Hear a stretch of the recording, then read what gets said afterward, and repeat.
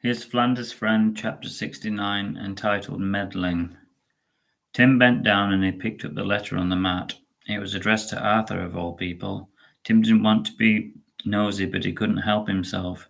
He was worried about Arthur, and he didn't want him to have to cope with any more stress. Tim wouldn't tell him, but he thought that Arthur looked like he had aged 10 years in the hospital. It looked like the spark of life was running out of him like sand in a bottle. Tim opened the letter carefully. It was from the hospital. They had been in touch with the social services and they were trying to fix Arthur up with a new flat.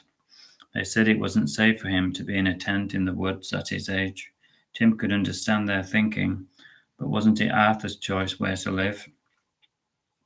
Tim decided that he would have to discuss it with Emma. He felt guilty going behind Arthur's back, but he couldn't stand by and do nothing.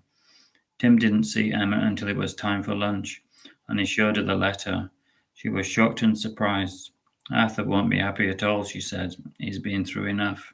She added sadly, we'll have to warn him, she had said earnestly.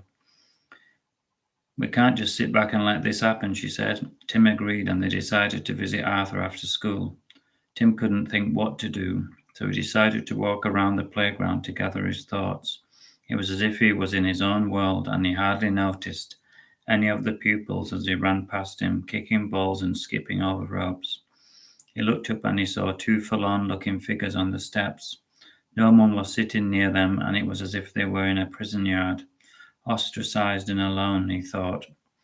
Now that Smigger was out of the way, it was like they had no protection, and they were lost. The old world had crumbled, and the new world that had opened up wasn't open to them.